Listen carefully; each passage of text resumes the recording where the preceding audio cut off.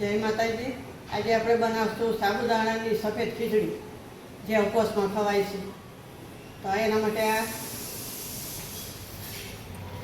આ સાબુદાણા છે, 2-4 કલાક પહેલાં સાંજના પલાળી લીધા હતા। અને આ બટેકા એક લીધું છે, આ જીરું છે, આ સિંધો મીઠું છે, આ લીંબુનો રસ છે, આ 2-4 લીમડાના પાન લીધા છે, અને આ લીલા મરચાં છે, આ સિંગનો ભૂકો છે,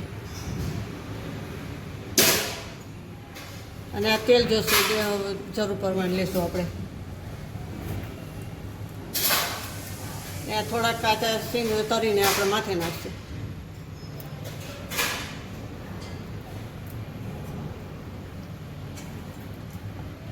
હવે આપણે ગેસ ચાલુ કરશું।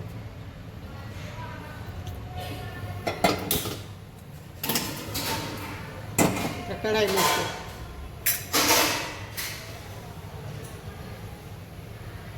એમાં આપણે 2 ચમચા જેટલું તેલ નાખશું।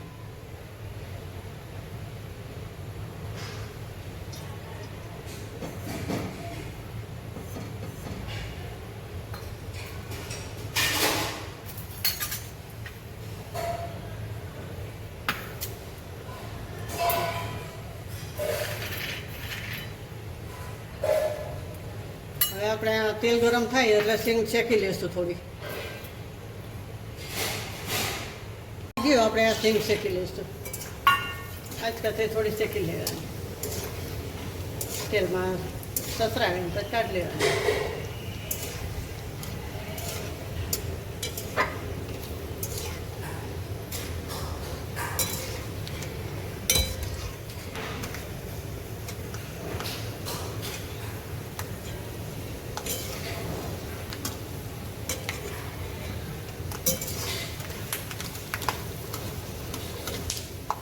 હવે આપણે કાઢી લઈશું સિંગ।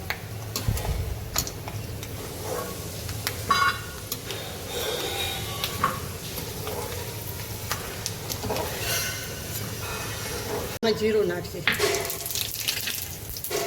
લીમડાનું પાન નાખશે, અને આ મરચાં નાખશે। આપણે એમાં બટેકા નાખી દઈશું। પાતળા પાતળા મોયરા એટલે ઝીણા છે એટલે ચડતા વાર નહીં લાગે।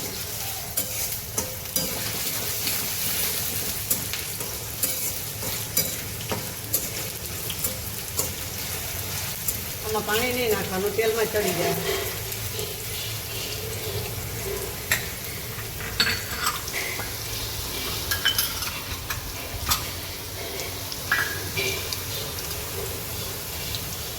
એમાં આપણે જરૂર પ્રમાણે મીઠું નાખશું।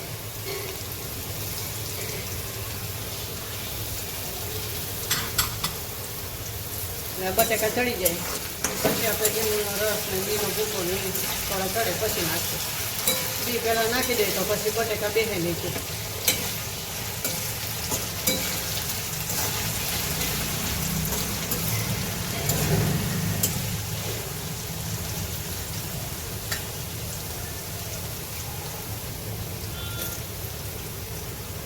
હવે આપણા બટેકા ચડી ગયા છે તો આપણે સિંગનો ભૂકો નાખી દઈશું।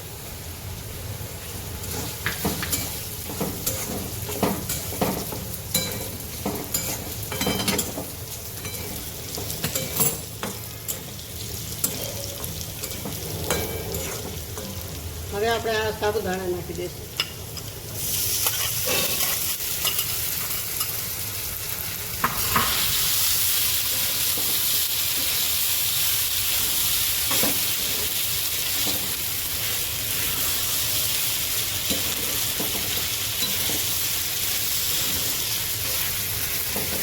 આને આપણે ધીમે તાપે 4-5 મિનિટ જેવું રહેવા દઈશું।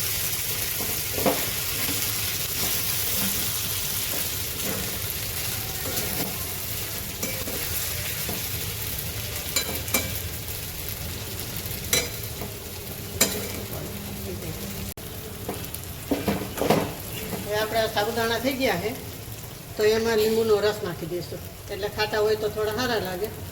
ખાંડી પડે પણ ખાંડ નથી નાખતા। તમારે ખાંડ નાખવી હોય, દોરું ને મીઠું જોતું હોય તો ખાંડ નાખવાની। હવે શેકેલી સિંગ નાખી દઈશું।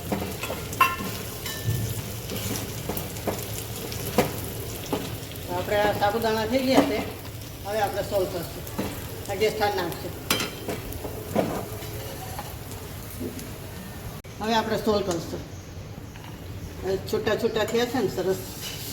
આ પાણી ના નાખો એટલે એવી રીતના થાય ને. સાબુદાણા પલાળીને પછી હાવ કોરા કરી નાખવાના. ચાયણીમાં કે એમાં હોય તો એમાં આપણે થોડી વાર રાખી દેવાનું એટલે પાણી બધું નીતરી જાય.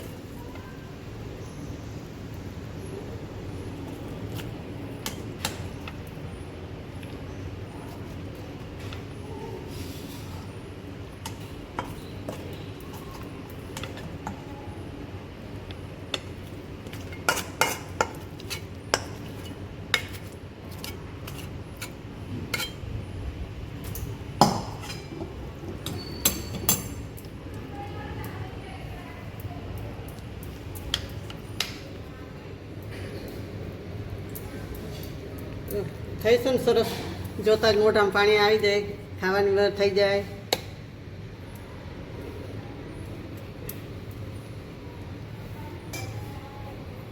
આ તૈયાર છે આપણે સાબુદાણાની ખીચડી. તો કેવી લાગી?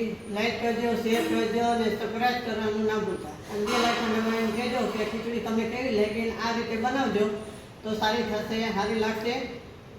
અને આ નવરાત્રિમાં ઉપવાસમાં ગમે તે આપણે 11 પૂનમ કરતા હોય તો ખવાય. જય માતાજી.